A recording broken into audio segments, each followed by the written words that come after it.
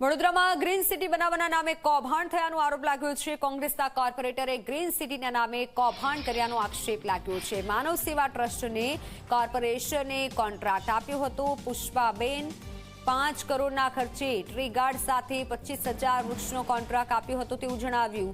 વૃક્ષને 3 વર્ષ સુધી કોન્ટ્રાક્ટરે જાળવવાનો ઉલ્લેખ છે।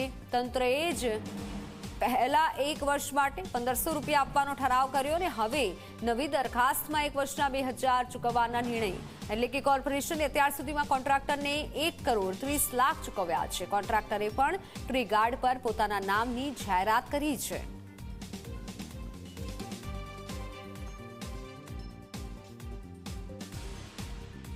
તમામ વૃક્ષનો એમણે ભાવ ભરીને પૈસા લીધા છે। 1 વૃક્ષના 2000 રૂપિયા લેકે। તો મારો પ્રશ્ન શાસક પક્ષને એટલો જ છે કે તમે એવા તે કેવા મહેરબાન થયા કે જે 1500નો ભાવનો 500 પણ વધારી આપ્યો અને 500 ભાવ વધાર્યો એમાં 25,000 વૃક્ષો ગણવા કોણ ગયા, કઈ જગ્યાએ કેટલા વૃક્ષો કોના બતાવવાથી કયા અધિકારીના વડપણ હેઠળ રોપ્યા અને એનું બિલ તમે ચૂકવો છો। ફક્ત બિલ ચૂકવો છો તમે, વૃક્ષો ઉછર્યા કે નહીં ઉછર્યા કે જાહેરાતના પૈસા કેટલા। તમે કોર્પોરેશનના જમીન મિલકત કોમર્શિયલમાં જાઓ તમને ભાવ સાઇટ પ્રમાણે કહેશે, તો આ શું મફત જાહેરાતો કરવાની એમની?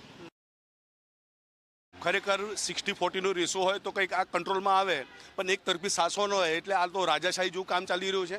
અને જે પ્રમાણે અત્યારે આપણે જે પંડ્યાટોલ પાસે ઊભા છે, જે પણ ટ્રી ગાર્ડ લાગેલા છે, સૌથી પહેલાં તો મને એક જ વાત કહેવી છે કે કોર્પોરેશન પેમેન્ટ કરી રહ્યો છે જે તે કોન્ટ્રાક્ટરને, કોર્પોરેશનનું પાણી વપરાઈ રહ્યો છે, તો પછી આ સદભાવનું આનું માર્કેટિંગ કોણ કરી રહ્યો છે? બીજા લોકોની જાહેરાત કરી રહ્યો છે। સૌથી પહેલાં તો આ જે પણ કોન્ટ્રાક્ટર એના પર ફોજદારી કેસ થવો જોઈએ, કેમ કે એને કોઈ રાઇટ્સ નથી, ફંડિંગ જઈ રહ્યું છે। અમને તો ક્યાંક એવું લાગે છે કે કોઈ મોટા માથા જે નેતાઓ છે એનો હાથ છે, કેમ કે જે પ્રમાણે હરેક વસ્તુ કોર્પોરેશન વપાઈ રહી છે અને ફંડિંગ પણ કોર્પોરેશન એને કરી રહ્યો છે, એટલે ખરેખર માલિક ઉજાલાનો કોન્ટ્રાક્ટ આપીને ખૂબ મોટું ભ્રષ્ટાચાર અને ખૂબ મોટું સેટિંગ અહીંયા દેખાઈ રહ્યું છે।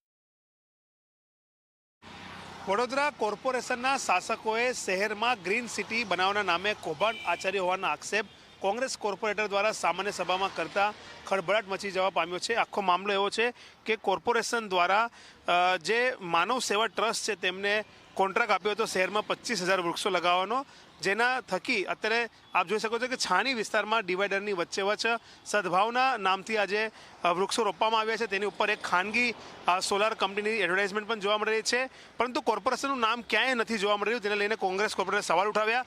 સાથે જ એવો પણ આરોપ લગાવ્યો છે કે શરૂઆતમાં જ્યારે સ્ટેન્ડિંગ કમિટીમાં દરખાસ્ત મંજૂર કરવામાં આવી ત્યારે 1 વૃક્ષના 1500 રૂપિયા આપવાની વાત હતી, પરંતુ પાછળથી કોઈક દબાણ આવતા બીજી સ્ટેન્ડિંગ કમિટીમાં આ જે વૃક્ષ છે તેના 1500થી 2000 રૂપિયા કરી દેવામાં આવ્યા, એટલે કે 500 રૂપિયાનો ફાયદો સીધો કોન્ટ્રાક્ટરને આપી દેવામાં આવ્યો અને કુલ મળીને 25,000 જે વૃક્ષો છે તે લગાડવામાં આવ્યા છે। તેની કાઉન્ટિંગ પણ શહેરમાં નથી થઈ રહી, એટલે ક્યાંક કહી શકાય કે આખા મામલામાં કૌભાંડ આચરવામાં આવી રહ્યું છે।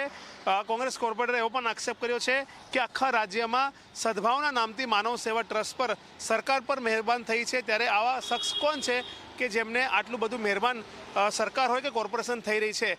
સાથે જ સમગ્ર માહિતી એવી પણ છે કે કોન્ટ્રાક્ટર દ્વારા પોતાના ખર્ચે પાણી લાવવાના બદલે કોર્પોરેશનની જે પાણીની ટાંકીઓ છે તેમાંથી ટેન્કરો ભરવામાં આવે છે અને વૃક્ષને પીવડાવવામાં આવી રહ્યું છે। એટલે સવાલ એ જ થઈ રહ્યું છે કે ગ્રીન સિટીના નામે આ કૌભાંડ કોણ આચરી રહ્યું છે? શું આ મામલામાં તપાસ થશે કે પછી જે કૌભાંડ આચરી રહ્યું છે તેમને ક્લીન ચીટ આપવામાં આવશે? તે તો આવનાર સમયમાં જ ખબર પડશે। રવિ અગ્રવાલ, ઝી મીડિયા, વડોદરા।